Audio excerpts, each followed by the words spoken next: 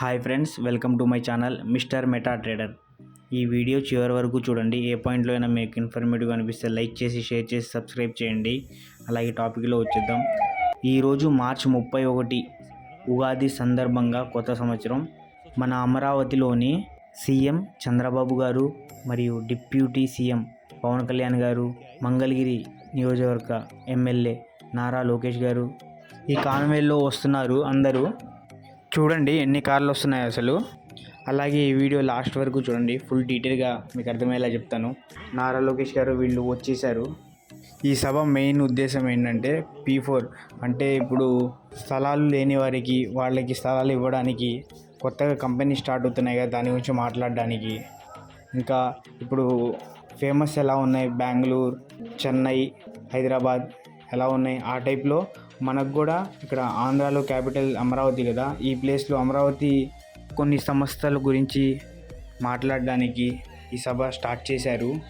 ఇంకోటి ఏంటంటే ఈరోజు కొత్త సంవత్సరం కొత్త రోజు కాబట్టి బాగుంటుందని మొదలుపెట్టారు ఈ సభ. ఇంకేంటంటే ఆంధ్రప్రదేశ్ ముఖ్యమంత్రి నారా చంద్రబాబు నాయుడు గారు అమరావతిలో క్వాంటమ్ వ్యాలీ స్థాపనకు ప్రభుత్వం ప్రణాళికలు ప్రకటించింది. ఈ ప్రాజెక్టును పురోగమింప చేయడానికి IIT Madras, Tata consultancy services, IBM మరియు భారత ప్రభుత్వ శాస్త్ర సాంకేతిక శాఖ వాటి సంస్థలో నిర్మిస్తున్నారు, సహకారం కొనసాగిస్తున్నారు అక్కడ.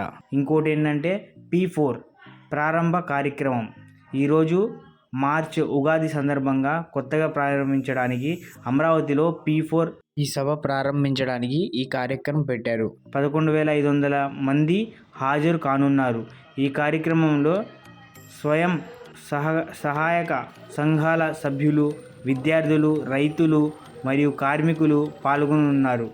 వారి కోసం ప్రత్యేక బస్సులు ఏర్పాటు చేశారు. ఇంకా చాలా ఊర్ల నుంచి కూడా చాలామంది వస్తున్నారు. అమరావతి నిర్మాణ పునఃప్రారంభం ఈరోజు జరగనుంది.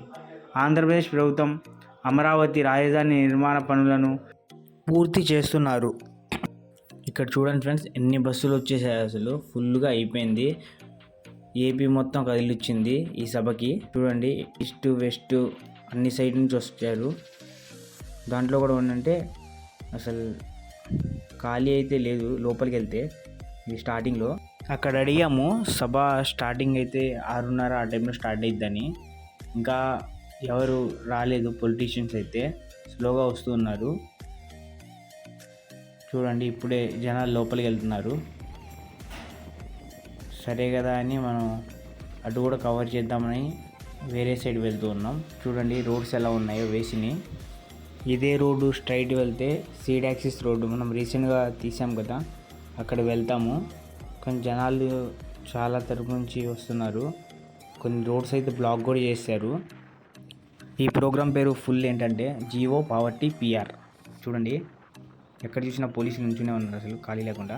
బస్సులు కూడా వస్తూ ఉన్నాయి, కానీ ట్రాఫిక్ జామ్ అయితే చాలా వరకు ఎక్కువ అయిపోయింది.